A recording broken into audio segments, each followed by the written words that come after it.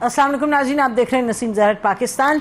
पिछले एक हफ्ते में बहुत सी डेवलपमेंट्स हुई। सबसे अहम यकीनी तौर पे तारीख़ी जो थी पाकिस्तान के हवाले से वो थी कि फॉर्मर DGI को जनरल फैज़ हमीद का कोर्ट मार्शल इनिशिएट हो गया है प्रोसीडिंग्स, और उसके साथ नथी फिर बहुत से सवाल थे जो क्यों हुआ, कैसे हुआ, और एक बड़ा सवाल ये उठाया गया कि अब ये जो है ये दिस रिंग्स अलार्म बेल्स और डेंजर बेल्स फॉर PTI, और उस पर अभी तक डिबेट जारी है। PTI के हवाले से एक तरफ जब चैलेंज बढ़ता नज़र आ रहा है PTI के हवाले से, तो PTI के अंदर कुछ इंटरनल रिफ्ट्स वगैरह की बातचीत क्या हुई, हमने देखा पंजाब में भी कुछ नाराज़गियाँ हुई, KPK में भी हुई, और कल उनके एक लीडर जो सेंट्रल लीडर हैं शेख वक़ास साहब, वो कह रहे थे कि देखिए हमारे जो लीडर हैं वो अंदर जेल में है, तो उस सूरत में ये छोटा मोटा तो मामला चलता रहता है। सही कह रहे हैं,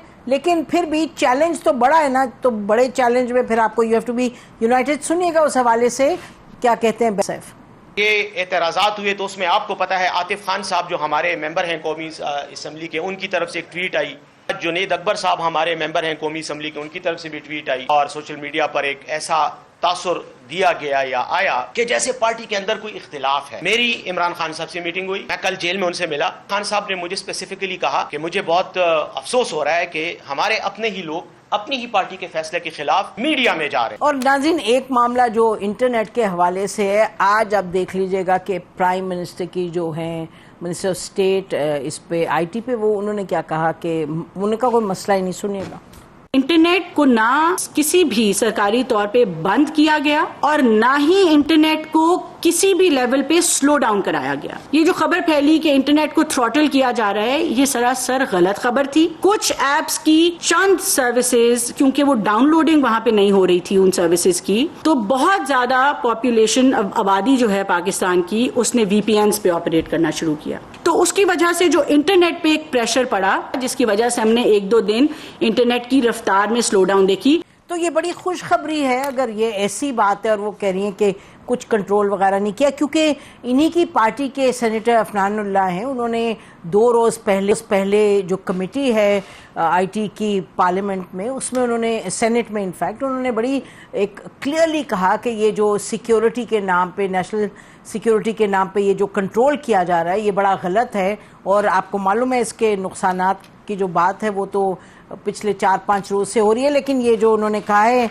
इन्होंने मिनिस्टर साहिबा ने, तो बड़ी खुशी की बात है इफ़ दिस इज़ ट्रू कि कुछ नहीं हो रहा और कुछ नहीं होगा, and it will be business as usual as far as the net is concern. नाज़रीन, अब चलते हैं हम, ये जो 3 मेन इश्यूज़ हैं उस पर हमारे साथ आज पैनल बड़ा अच्छा, यानी कि मुख्तलिफ पॉइंट्स ऑफ व्यूज़ के और मुख्तलिफ जो शोबों से ताल्लुक़ रखने वाले हमारे साथ अतर काज़मी साहब हैं, सीनियर एंकर, एनालिस्ट, व्लॉगर।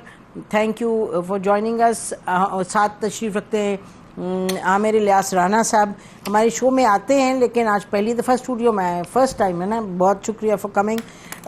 ये आपको मालूम है एक्सप्रेस न्यूज़ में है, और साथ इनके बैठे हैं person who needs no introduction, Matiullah Jan साहब। आज तो रेड राइडिंग हुड भी बने हुए मती, तो thank you for joining us. और नाजरीन, लेफ्टिनेंट जनरल रिटायर्ड गुलाम मुस्तफ़ा साहब हैं, डिफेंस एनालिस्ट हैं। थैंक यू जनरल साहब, बहुत देर बाद हमारे शो में आए, तो आप ही से शुरू करें ज़रा, आप इजाज़त दें तो इनसे शुरू करें। नहीं आप अब आप उसमें अब नहीं हम हर एक को बराबर समझते हैं, बट बिकॉज हम बात करने लगे हैं जनरल, एक और जनरल की, इस वजह से। जी जनरल साहब, ज़रा बताइएगा कि जनरल फैज़ के हवाले से ये जो कहा गया टॉप सिटी, लेकिन टॉप सिटी तो बॉटम पे रह गई लिस्ट पे, लेकिन बातचीत सब हो रही है सियासत के हवाले से, और जो उन्होंने वो इन्वॉल्वमेंट की सियासत में जो कि इजाज़त नहीं थी, आप इस मामले को कैसे देख रहे हैं?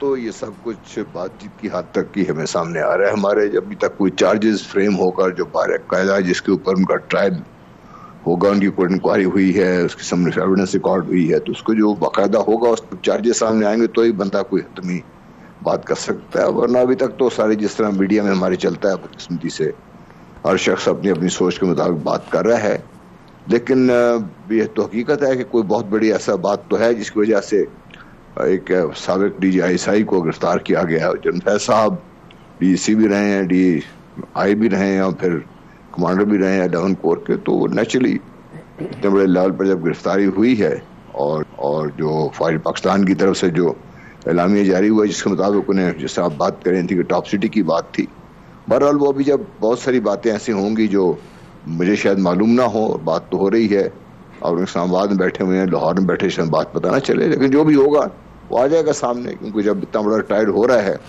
जब फौज पाकिस्तान ने बात कर दी है तो फिर वो सामने भी आ जाएगी बात, सामने भी आ जाएगी, खुल जाएगा। वेलकम बैक नाज़रीन, हम बात कर रहे हैं जनरल फैज हमीद के हवाले से। डिफेंस मिनिस्टर की हमने जो भी चलाई थी स्टेटमेंट, जिसमें उन्होंने ये कहा कि लगता ही है, उन्होंने कॉन्फर्मेशन नहीं दी लेकिन उन्होंने कहा कि मई 9 के जो टारगेट सेट किए थे लगता ही है, उन्होंने कहा, अगेन आई रिपीट, कॉन्फर्मेशन नहीं थी। मती, आप इसको कैसे देखें? वेल, मेरे ख्याल में अगर जनरल साहब को नहीं पता तो हम जैसे को कैसे पता होगा, मगर इतनी चीज़ ज़रूर वाज़ेह है कि जनरल फैज़ के जो जराइम हैं और जिस नौइयत के जराइम हैं उसमें सिर्फ जनरल फैज़ अकेला नहीं हो सकता। जैसा कि फ़ौज के तर्जुमान के बयान में कहा गया है, और एक टॉप सिटी का एक वाक़या है जिसकी बुनियाद पे सुप्रीम कोर्ट की कुछ ऑब्जर्वेशंस हैं, हुक्म भी नहीं है, ऑब्जर्वेशंस हैं, ठीक, और ये एक इंक्वायरी हुई वजारत दिफा में जिसके नतीजे में एक टॉप सिटी का मामला सामने आया और कुछ पोस्ट रिटायरमेंट, और ये जो पोस्ट रिटायरमेंट है इसका ज़्यादा महवर और फोकस जो है वही है जिसका आप इशारा कर रही हैं कि ये 9 मई का और PTI, ठीक है। जैसे जनरल साहब ने कहा कि अभी तो वो भी नहीं, यानी कि जो लिस्ट ऑफ चार्जेस भी नहीं है। जी आमिर, आप बताइए ज़रा। जनरल साहब के साथ बड़े एहतराम के साथ, लेकिन जब आज़ादी थी तो ये सारे लोग, मैं भी पर्सन स्पेसिफिक नहीं हो रहा, ये भी बहुत जनरल इंफॉर्मेशन बैठ के टेलीविजन पे दिया करते थे, और डिफेंस के साथ साथ ये तमाम माशी माहिरीन हो गए थे, ये सियासी माहिरीन भी हो गए थे, और अब कोई इन्फॉर्मेशन नहीं है। तो ये उन्होंने भी, मैं मती के साथ इत्तेफाक करते हुए कहूँ कि जब उन्होंने ही इन्फॉर्मेशन अपने पास से देने से इनकार कर दिया, वरना तो देखें ना 14 अगस्त को जो खाने का वीडियो आर्मी चीफ का रिलीज़ हुआ उसमें भी तो रिटायर्ड जर्नैल ही सारे मौजूद थे ना। लेकिन उसमें जनरल बाजवा थे? नहीं, वो तो बकौल नुसरत जावेद के शेव ही नहीं कर रहे थे 3 दिन से। अब हम क्या करें उसका, क्यों नहीं आए, वो उनको पता होगा। नुसरत जावेद की इन्फॉर्मेशन को तो नहीं कोई चैलेंज कर सकता। बुलाया तो गया था उन्हें, वो टेंशन में है, किस चीज़ में है। लेकिन मैं तो पहले दिन से ही कह रहा हूँ, बुलाया था वो इम्पोर्टेंट। जो प्रेस रिलीज जारी हुई वो यही हुई ना कि टॉप सिटी का एक छोटा सा वाक़या जिसके बाद उन्हें 3 स्टार भी बनाया गया।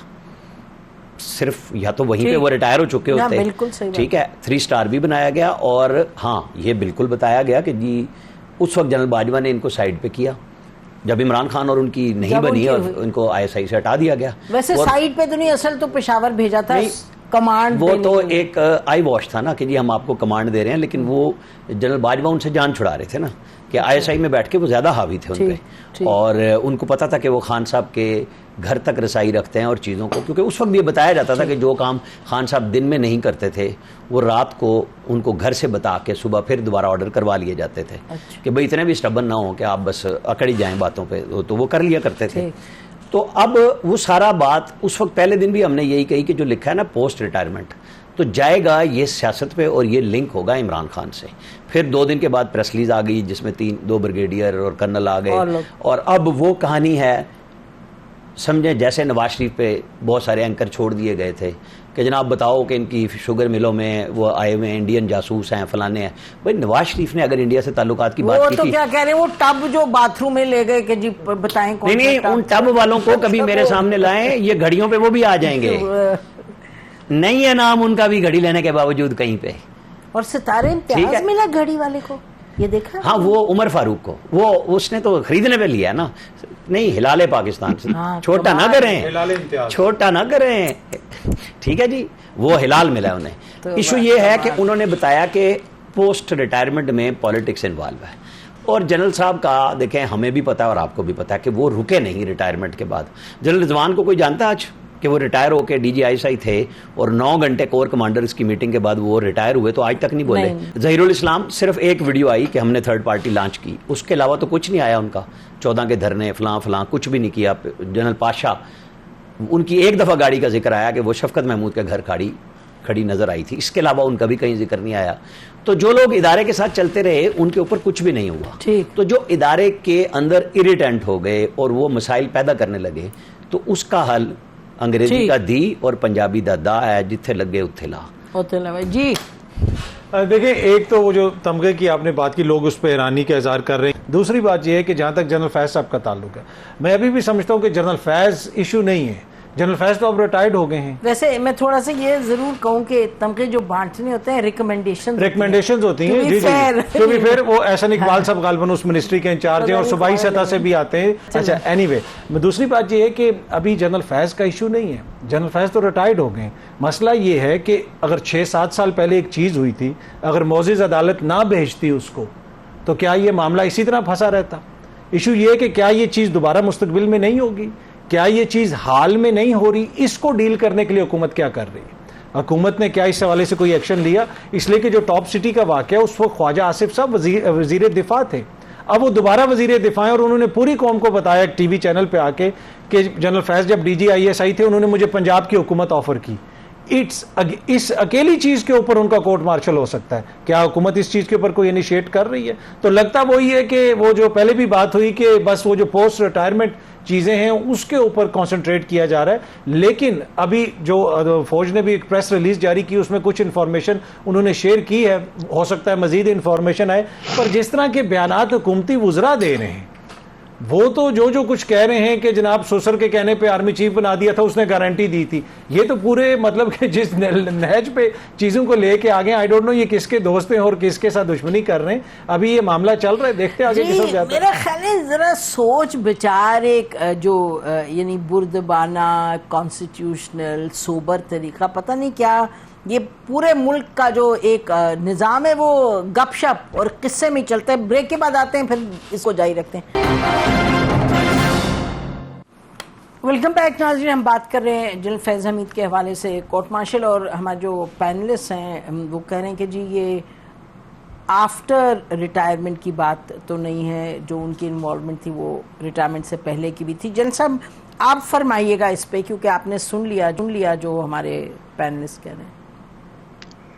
देखिए, बहुत सी ऐसी बातें हैं जो भी हो रही हैं, जैसे मैंने पहले भी अर्ज की थी, जब तक ये स्पेसिफिक चार्जेस नहीं आएंगे उस वक्त तक हमें इसका बारे में पता नहीं चलेगा। पोस्ट रिटायरमेंट जो उनकी इन्वॉल्वमेंट थी, किस किस्म की थी, उसके बारे में भी हमें पता चला क्या इन्वॉल्वमेंट थी उनकी। क्योंकि पोस्ट रिटायरमेंट आपके ऊपर सियासत में 2 साल तक सियासत में हिस्सा ना लेने की पाबंदी है। उसके बाद तो आप किसी सियासी जमात का हिस्सा भी हो सकते हैं, सियासी जमात पर बात भी कर सकते हैं, और कर भी रहे हैं, हम भी कर रहे हैं। हमें तो आज तक किसी ने कुछ नहीं कहा कि भाई आपने क्यों सियासत में बात की, क्यों ये बात की, क्यों दूसरी बात की। ऐसी तो वो नहीं होती पाबंदी, क्योंकि 2 साल की एक बंदिश है, वो डेफिनेटली उसमें आप सियासत में हिस्सा नहीं ले सकते, वो डेफिनेटली है, सारा कुछ है।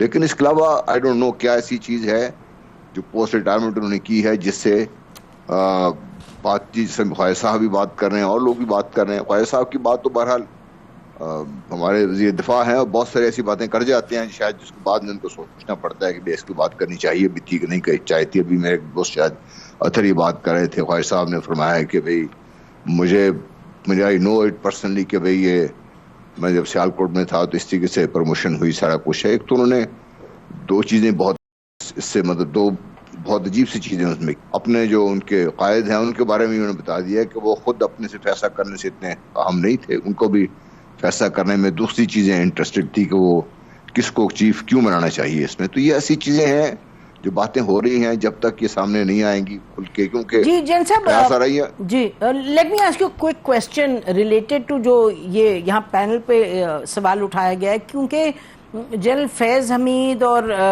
जनरल बाजवा और उनका एक पॉलिटिक्स में बहुत बड़ा रोल जो रहा पिछली हुकूमत में, और पिछली हुकूमत को लाने में भी जो रोल रहा, तो वो भी तो कंसर्न होगा for a professional army cheap and for a professional institution. तो उस मामले को एड्रेस बहैसियत एक फॉर्मर जनरल के, आप उस पर क्या कहेंगे? देखिए, वो भी मेरा ख्याल है सब कुछ खुल के सामने आ जाएगा जब ये सारी इंक्वायरीज कंप्लीट होंगी, जब भी इसकी कोर्ट मार्शल चलेगा तो बहुत सारी चीज़ें सामने आएंगी और फैज साहब भी खुद अपने बारे में बात करेंगे, बाकी दूसरे मामलों की बात करेंगे। तो ये चूँकि इतने सीनियर लेवल पे जब कोर्ट मार्शल होगा तो वकील भी होंगे दोनों तरफ से, इनके अपने वकील भी होंगे, तो ये सारा कुछ खुल के सामने आ जाएगा। हमें अभी इतनी जल्दी और इतनी ज्यादा वो परेशान होने की जरूरत नहीं है कि चीजें कुछ छुप जाएंगी, क्योंकि जब एक दफा आपने पटारी पर हाथ डाल दिया, ढक्कन उठा दिया, तो बहुत कुछ खुलेगा इससे, बहुत कुछ खुलेगा जी। अच्छा, और मती ये बताएं कि उस सब्जेक्ट से जरा आगे बढ़े अगर, तो मई 9 के हवाले से इसमें 2 पॉइंट्स ऑफ व्यूज हैं। इमरान खान साहब कह रहे हैं जी करें, इंक्वायरी करें, बड़ी अच्छी बात है, वो बोल पड़े हैं तो अब दूध का दूध पानी का पानी होगा। और दूसरी तरफ ये कहा जा रहा है कि जी ये दोनों मिले हुए थे तो फिर अब तो पक्का पक्का एविडेंस होगा। तो आप क्या कहते हैं कि इसको किस तरीके से आप देखते हैं? चैलेंज बढ़ गया पीटीआई के लिए या कम हो गया चैलेंज इसके बाद?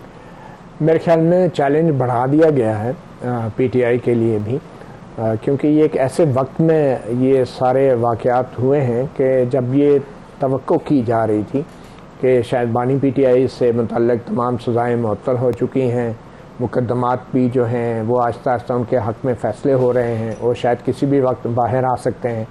एक ऐसे वक्त में एक बहुत बड़ा फ़ैसला किया गया जिससे मीडिया के एजेंडा सेटिंग भी हो गई और पॉलिटिशियंस को भी बड़ा एक स्ट्रॉन्ग मैसेज गया, क्योंकि इससे पहले जो प्रेस कॉन्फ्रेंस 2-3 की गई थी 9 मई के हवाले से, तो लगता ये है कि उन प्रेस कॉन्फ्रेंस को मुतल्लिका इदारों ने, ख़ास तौर पे अदलिया ने इतनी संजीदगी से नहीं लिया और ना ही सियासतदानों ने लिया, ना ही पीटीआई ने लिया और ना ही मीडिया ने लिया। तो उसके बाद ये जनरल फैज़ की जो गिरफ़्तारी है, मैं समझता हूँ ये भी एक बहुत बड़ा पैगाम है, बहुत स्ट्रॉन्ग मैसेज है इन तमाम इदारों के लिए भी और इन तमाम स्टेक होल्डर्स के लिए भी कि 9 मई के जो मामलात हैं वो इस तरह पस मंज़र में नहीं जा सकते। और ये जो कोर्ट मार्शल की कार्रवाई है अब ये डोमिनेट करेगी आने वाले एटलीस्ट चंद महीने तक, a couple of months, media को भी, हमारी पॉलिटिक्स को भी, और जो अदलिया है उसको भी एक किस्म का इनडायरेक्टली बहुत स्ट्रांगली कन्वे किया गया है।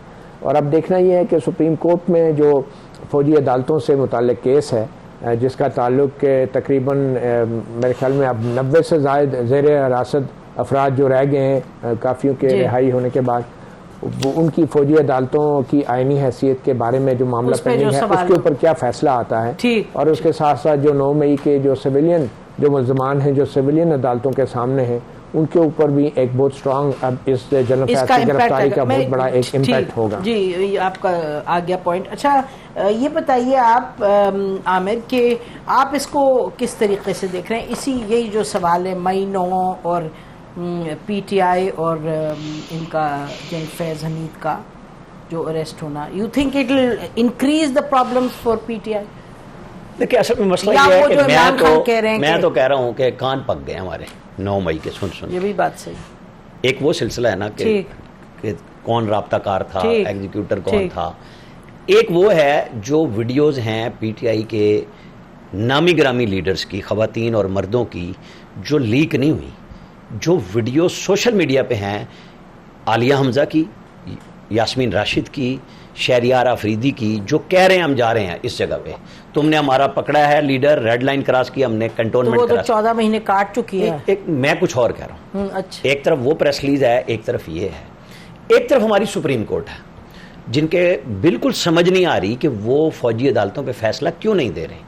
आते हैं स्टे, मतलब जिन्होंने दरखास्तें दी हैं वही इल्तवा डाल जाते हैं। मतीउल्लाह इस पे ज़्यादा बेहतर बात कर सकते हैं। बेंच पे तनकीद करना बड़ा आसान है। ठीक भाई, जो घर पे बैठ के चीफ जस्टिस के पास बैठ के फौजी अदालतों के लिए बेंच बनवा सकते हैं, वो बाकी सब कामों के लिए प्रेशर करते हैं। एक तरफ रोना धोना है कि हमारे लोग फंसे हुए हैं, दूसरी तरफ ये प्रेशर ही नहीं है कि फैसला दो। ना हमारी अदलिया टस से मस हो रही है। अब इसके साथ आप कोलैबोरेट कर लें जनरल फैज़ पोस्ट रिटायरमेंट ईरा को, जो 9 मई पे जाता है, जिसको इमरान खान साहब को मतलब बेशक उनको कुछ पता नहीं, लेकिन उनको ये पता था कि अब मेरा केस मिलिट्री कोर्ट की तरफ जाने वाला है। वो सपे सालार बनाते हैं आर्मी चीफ को गद्दार से और जानवर से निकाल के कि आप सपे सलार भी हैं, और उसी दिन वो इस खदशे का भी इज़हार करते हैं उसी सांस में कि मेरा केस मिलिट्री कोर्ट पे जा रहा है। अब फिर आप फैज़ हमीद को ले लें। तो मेरी बड़ी दस्त बस्ता दरख्वास्त है फ़ौज से भी, मेरी दरख्वास्त है अदलिया से भी कि हमें इस मखमसे से बाहर निकाल दें। ना आप फैसला करते हैं, उनका क्या कसूर है 90 का, शायद उनकी सजाएं पूरी हो, शायद उनकी सजाएं ज़्यादा हों।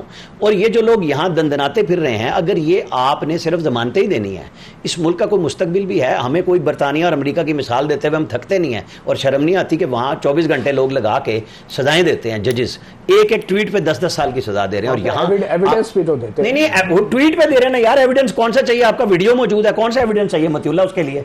जो लोग कह रहे हैं हम रैंसैक करेंगे, आपको किस चीज का एविडेंस चाहिए? कब तक हमारा मजाक बनेगा? चल let's hear other quickly break. देखिए इसमें एक मसला तो ये है, को एड्रेस करें जो उन्होंने इशू रेज। जी बड़ा इंपॉर्टेंट इशू, जहां तक फौजी अदालतों का मसला है वो तो अदालत ने वाज़ेह फैसला दे दिया था, उसको गैर आईनी करार दे दिया था। अदालत के बेंच ने गैर आईनी करार दी है कि फौजी अदालतों की कोई गुंजाइश नहीं है, वहां पे सिविलियंस का ट्रायल नहीं हो सकता। अब उसकी अपील हो रही है, और जो लोग अपील में गए हुए हैं, जो बेंच है वो क्यों नहीं बैठ रहा, क्यों नहीं जल्दी फैसला कर रहा? बहुत सारे मामलात में तो हमने देखा कि बड़ी पूरी रात तक 11 बजे तक भी यहाँ पे अदालतें खुली रहती हैं, सब कुछ चलता रहता है। तो ये बड़ा इंपॉर्टेंट इशू है, मैं एग्री करता हूँ, आप इसके ऊपर फैसला दें। एनीवे, बीच में एक ऐसा लिम्बो भी आया जहां पे फौजी अदालतें कालादम करार दी जा चुकी थी, लेकिन फौजी तहवील से किसी को नहीं छोड़ा गया। और ये कहा था सजा ऐसी ना दें जो कि कैपिटल पनिशमेंट नहीं, वो तो जब बाद में अपील सुनी गई ना, वो तो तकरीबन उसमें काफी दिनों का गैप था, वो मती साहब उस पर बेहतर रोशनी डाल सकेंगे। तो उस लिम्बो के दौरान भी वो सारा कुछ चलता रहा। तो अब जो भी इसमें मुलविस है उसको आपने सजा देनी है, लेकिन जब आपने सियासत मुलविस कर दी, आपने कराची वाले बंदे को मियां वाली केस में डाल दिया, मियां वाली बंदे को आपने पेशावर में डाल दिया, तो ये वो चीज है, अदालतों ने तो एविडेंस देख के फैसला करना है। कोई भी जो भी इनके पास शवाहिद हैं वो जाके अदालत में पेश करें। अदालत में तो ये कुछ भी पेश नहीं करते, फिर अदालत का कसूर तो नहीं है। अदालत का कसूर। एक बड़ी दिलचस्प बात ये हुई थी कि जब शाह महमूद कुरैशी साहब लाहौर में गए थे बिफोर द कोर्ट, अभी कोई 2 हफ्ते की बात है, तो उन्होंने कहा था कि जी जो आपने कहा है कि 15 या 16 लोग हैं, या उनके लॉयर ने ये कहा जज को कि जी 14-15 जो लोग हैं जो इन्वॉल्व थे उसमें एक रात पहले या 2 रात पहले कि जी अटैक यहाँ होना है। तो उन्होंने कहा जो 15-16 लोग हैं उनमें से 5-6 ने प्रेस कॉन्फ्रेंस करके पीटीआई छोड़ दी थी, तो उनको तो छोड़ दिया आपने। तो ये भी पहलू है जिससे कि ये पेचीदगी पैदा होती है, और ये बिल्कुल सही कह रहे हैं सब लोग नाज़रीन के इसको किसी तरफ ख़त्म किया जाए। इसके तो बेतुकी बात है जो ये खींचते जा रहे हैं और इससे बातें ही निकल रही हैं, इसका कोई नतीजा नहीं निकलता। ब्रेक के बाद आते हैं, फिर देखते हैं पीटीआई जो है उसके लिए क्या प्रॉब्लम्स है with in the party. Welcome back नाज़रीन। पीटीआई को जो चैलेंजेस का सामना है उस हवाले से उसमें कितनी जान है कि ये इन चीज़ों को ओवरकम कर लेंगे जो मसले मसाइल हैं। जनरल साहब, देखिए इस पार्टी का शुरू से जो एक मसला ये रहा है कि ये ऑर्गेनाइज सिस्टम पे नहीं चली है, पार्टी ऑर्गेनाइज नहीं है। अनलाइक अदर पार्टीज जिनकी कोई एक तो टाइम है, उनको उसने अपने आप को ऑर्गेनाइज किया हुआ है इस लेवल पर, फिर दूसरे पार्टी लीडरशिप की होल्ड बहुत स्ट्रांग है अपने लोगों पर। तो यहाँ पर ये मसला है कि ये इसमें लीडर्स बहुत ज़्यादा हैं और हर एक अपने आप को समझ रहा है कि शायद वही इमरान खान साहब की जगह ले सकता है। तो इसलिए चलती रही है चप्रकश, और मेरा ख्याल चलती रहेगी जब तक इनके जिन मुकदमात की हम बात करें इनके फैसले नहीं आ जाते। एक दफ़ा फैसले आ जाएंगे तो फिर शायद ये किसी एक तरफ की ये किसी तरफ बैठ जाएगा, वरना जी चलती रहेगी इनकी। मुझे नहीं शक ऐसा ख्याल आता कि लोग ऑर्गेनाइज कर सकेंगे अपने आप को। ऑर्गेनाइज ही कर सकेंगे अपने आप को मती, लेकिन लीगल बैटल है, पॉलिटिकल है, बयानिए का है और सड़क का है।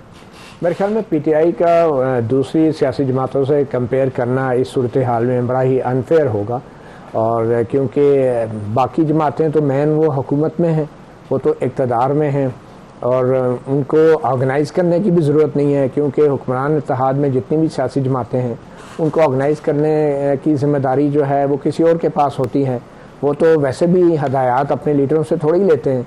तो पीटीआई के ये प्रॉब्लम ज़रूर है कि जब तक उनके लीडरों की इमरान खान से मुलाकात ना हो जेल में, उस वक्त तक चीज़ें क्लियर नहीं होती, और उसमें हफ्ता भी लग सकता है, कई दिन भी लग सकते हैं। तो थोड़ा सा लॉजिस्टिकल इश्यूज़ हैं पीटीआई के साथ, मगर पीटीआई एक लिहाज से बाकी सियासी जमातों से ज़्यादा वेल कोऑर्डिनेटेड इस अंदाज से भी है कि कम से कम जो उनके इख्तलाफात हैं वो इख्तलाफात भी विद इन सम पैरामीटर्स हो रहे हैं, और वो इख्तलाफात के होते हुए भी they all look up to one leader. अब आप मुझे बताएं कि जो हुक्मरान इत्तेहाद में जमातें हैं, उन जमातों के जो कारकुन हैं या लीडर हैं, क्या वो नवाज शरीफ की तरफ देखते हैं, क्या वो शहबाज शरीफ से हिदायत लेते हैं? यहाँ पे तो मैं आपको अब बात नहीं करूँगा, एक बड़ा सरकारी वकील जो है वो भी मजाक में ये कह देता है कि यार हमारी हिदायत तो कहीं और से आती हैं। तो फिर जब हालात ये हों हुकूमत और हुक्मरान इत्तेहाद के तो फिर मेरे ख्याल में अपोजिशन की जमात हो और उसके ज़्यादातर कायदीन जो हैं वो जेल में हों और पार्लियामेंट के अंदर भी उनको सामना हो इंजीनियरिंग का, अदलिया के अंदर भी उनको इंजीनियरिंग का सामना हो डिफरेंट डिसीजंस के जरिए, तो फिर इस सिचुएशन के अंदर पीटीआई के अंदर मेरे ख्याल में ये इख्तलाफात मुझे नहीं लगता, और यही इख्तलाफात अगर किसी और सियासी जमात के अंदर हो तो उसके कॉन्सिक्वेंसेस बहुत ज़्यादा होते हैं। मगर ये एक जमात है जिसमें अल्टीमेटली लोग या तो एक लीडर की तरफ देखते हैं या फिर वो आवाम की तरफ देखते हैं कि वो क्या चाह रहे हैं, and they are very clear about it. तो इसलिए वो कम से कम ये नहीं सोचते कि इस पार्टी को छोड़ के कहीं और चले जाए, बावजूद इसके कि उनके ऊपर इस हवाले से हर तरफ से दबाव आता है। ठीक जी आमिर, मैं मती की ना पहली बात से सुना, मैं कहा हाँ कि पीटीआई से अलग कर दे, फिर जब दूसरी बोलने लगे मैं समझा है ये पीटीआई की बात कर रहे हैं या हुक्मरान इत्तेहाद की, क्योंकि तो इमरान खान ने कहा था कि मुझे तो किसी और को कह के, यानी इंटेलिजेंस एजेंसी को कह के वोट लेने पड़ते थे, तो ये बात इन्होंने किसी और की, मैं वही समझा ना कि आप शायद पीटीआई के लिए दोबारा बात कर रहे हैं, तो आप दूसरी बात कर रहे थे। अभी भाई मैं किसी पेज की बात नहीं कर रहा, मैं समझा आप हवाला उसका दे रहे हैं। अभी काजमी साहब कह रहे थे ना, तो मैंने कहा मैं एक चीज़ ठीक कर दूं, वो ख्वाजा आसिफ की जो भी बात है वो जवाब दें, लेकिन जिस तारीख का महीने का उन्होंने हवाला दिया उस वक्त जनरल फैज़ ISI में नहीं थे। ये बात सोचने की है ना कि वो उस वक्त मैसेंजर बाजवा साहब के तब भी थे, क्योंकि उस वक्त ISI के हेड नहीं थे जब उन्हें बकौल ख्वाजा आसिफ के पंजाब गवर्नमेंट ऑफर की गई थी। ये चेक करा लें, जो महीना उन्होंने बताया general Faiz out of ISI थे, तो इसका मतलब है कि वो कोलैबोरेशन तो जनरल बाजवा के साथ थी उनकी, और बड़ी ज़बरदस्त किस्म की थी। फिर बाद में बिगड़ी जब वो जो उनके लोग कहते हैं कि जी उन्होंने अपने इलाके में भी मुबारकबादें एडवांस लेनी शुरू कर दी थी कि वो आर्मी चीफ बनने जा रहे हैं, तो वो तो फिर पल्स तो रिपोर्ट आती है ना सारी, रिसाले के बगैर भी, जो असल रिसाला पुराना होता था वो भेजता है रिपोर्ट्स। तो ये जो है ना सियासी जमातों में लड़ाई, असल इशू ये है कि वहाँ जब खबर आई है KP से वो करप्शन की आई है, जब लड़ाई हुई है, चाहे वो परवेज़ खटक का दौर हो, चाहे वो महमूद खान का दौर हो, या आज के वज़ीर आला का दौर हो, इल्ज़ाम एक ही होता है कि जी वज़ीर आला करप्ट है। आप ये चेक कर लें, ये सिमिलैरिटी है, बाकी बातें। देखिए पीटीआई के बहुत सारे मसाइल के सामने, लीगल मसाइल भी हैं। हाँ, ये जवाब दो कि चैलेंज जो है उनका जो चैलेंज है कि बहुत सारे मसाइल, लेकिन ये जो केओटिक एटमॉस्फेयर है ना, ये उनको सूट करता है, ये इसी की वजह से थ्राइव कर गए। अगर ये ऐसी एक जमात होती जिसमें हर चीज़ कायदे कानून के मुताबिक चल रही होती, ये सेक्रेटरी साहब हैं सिर्फ इनकी बात सुनेंगे, चेन ऑफ कमांड है, तो इस जमात को तो उन्होंने रगड़ देना था। इनका ये जो केओस है उसकी वजह से ये अब तक सर्वाइव कर चुके हैं, और यही वजह है कि आप रोज़ कोई नया उनके ऊपर इल्ज़ाम देखते हैं। अब तो इतने सतही किस्म के इल्जाम लग रहे हैं कि अगर आपके 3 ब्रेन सेल भी काम कर रहे हैं ना, तो आपको शर्म आती है कि यार इस पे मैं कमेंट भी क्या करूं कि रऊफ हसन भी गद्दार हो गया, इमरान खान भी गद्दार हो गया, पूरा निजाम बुशरा बीबी चला रही थी। तो ये सतही किस्म के जो इल्जामात लग रहे हैं वो शो करता है कि जमात को कोई नुकसान नहीं हो रहा। नुकसान इस वजह से नहीं हो रहा, जो मैं मती साहब से एग्री करूंगा, कि there is only one man, there is no political party, Imran Khan is the party. जब तक इमरान खान है कोई मसला नहीं है। अली अमीन जाएगा वो मोहम्मद अमीन को लगा देंगे, कोई और जाएगा वो किसी और को लगा देंगे, वो उतना ही मोतबर हो जाएगा जब तक अवाम की उनकी सपोर्ट हासिल है। हाँ, नाकाम वो कब होंगे? जब वो इक्तदार में आएंगे। 6 महीने के बाद आप देखेंगे कि फिर अवाम उनके हवाले से क्या कहते हैं। हुकूमत दे दें 6 महीने के लिए, तो केपी में यही कुछ तो हो रहा है, जूतियों में जो दाल बट रही है, और क्या हो रहा है? नहीं, केपी में तो तीसरी दफा वो 2 तिहाई लेके आए भाई, लेकिन मैं तो हुकूमत की उस पर कर रहा हूँ कि इल्जाम उन्हीं के लोग लगा रहे हैं, कोई और नहीं लगाता करप्शन का। ठीक, बहुत बहुत शुक्रिया आप सबका। प्रोग्राम है नाज़रीन, पर आज का प्रोग्राम खत्म करते हैं। यही सबका कंसेंसस है कि पीटीआई है और वो जो चैलेंजेस उसके सामने हैं वो चैलेंजेस को फेस कर रही है और रहेगी बहैसियत एक यूनाइटेड पार्टी के। इंशाल्लाह अगले हफ्ते मुलाकात होगी। खुदा हाफिज़। पाकिस्तान जिंदाबाद।